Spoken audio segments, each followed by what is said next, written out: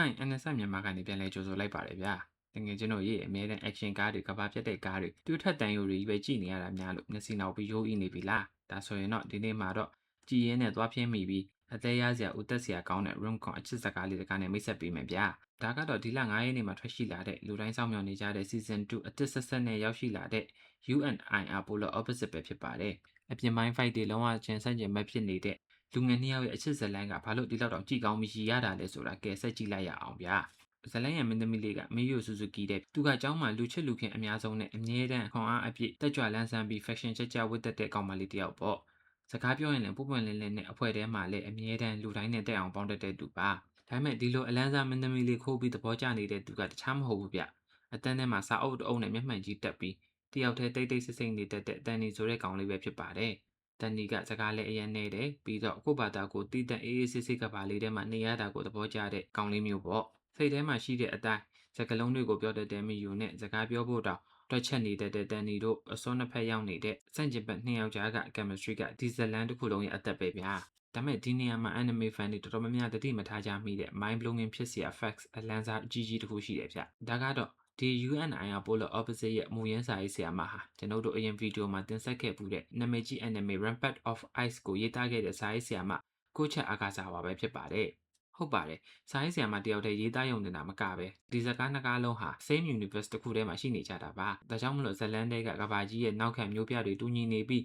UNIR Polar Opposite ရဲ့ scenes တချို့မှာလည်း Rampart of Ice ရဲ့ပင်မဇာတ်ကောင်တွေ cameo ပုံစံနဲ့ပါဝင်ခဲ့ပါသေးတယ်ဆိုင်းဆီယမ်မရဲ့အမာကန်ဖန်တွေအတွက်တော့တကယ်ကိုရင်ခုန်စရာပါဇလန်ရဲ့အသေးရစရာအကောင်ဆုံး highlight တွေတဲကတစ်ခုကတော့တို့နှစ်ယောက်ချစ်သူတွေလုံးဝမဖြစ်ကြသေးခင်အချိန်မှာစတာဗျာ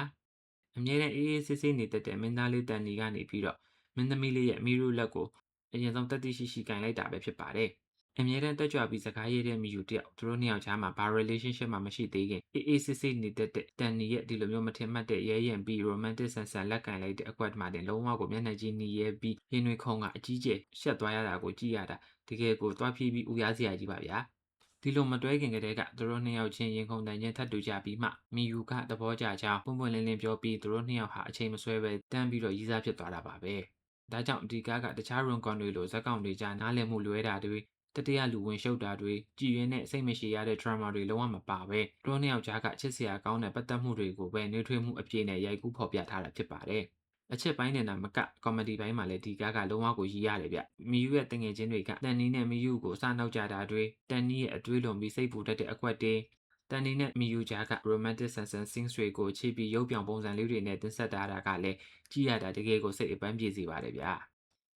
ဇွန်လလာထဲမှာထွက်ရှိလာတဲ့ season 2မှာဆိုရင်တော့ဖြင့်သူတို့နှစ်ယောက်ရဲ့ relationship ကပိုပြီးရင်းကျက်လာမယ့်အပြင်ကျောင်းတွင်း activities တွေနဲ့ပုံမရည်ရတဲ့ဟာတာ scenes တွေအများကြီးပါဝင်လာမှာမလို့လုံးဝစောင့်မျှော်ရကြိုးနှက်မှာဖြစ်ပါတယ်အချုပ်အားဖြင့်ပြောရရင်တော့ဗျာ UNIR Polar Opposite ဟာနှလုံးသားကိုနှွေးထွေးစေပြီးကြည်ရင်းနဲ့သွားဖြေရမယ့် top tier ရောင်းကောင်အစစ်ကြီးမလို့ season 2မကြည့်ခင် season 1ကိုပြန်လဲကြည့်ထားဖို့တော့လုံးဝကိုညွှန်းကျင်ပါတယ်တကယ်ချင်းတို့ရောမင်းသားတန်နီရဲ့မတွဲခင်ပထမအဆုံးလက်စားကန်လိုက်တဲ့အကွက်တုံးကသူတို့နဲ့အတူတူရင်ခုန်မိကြလား comment မှာဝင်ရောက်ပြီးပြောခဲ့ပါဦးနော်ကျွန်တော်တို့ NSI မြန်မာက anime reviews တွေကိုအမြဲတမ်းအမိုက်စားတင်ဆက်ပေးမဲ့ channel အသစ်ကလေးဖြစ်တာမလို့ဗီဒီယိုလေးကိုသဘောကျရင် like and subscribe လေးလုပ်ပြီးဝန်းရံပေးဖို့တောင်းဆိုချင်ပါတယ်ဗျာအားလုံးပဲတတာ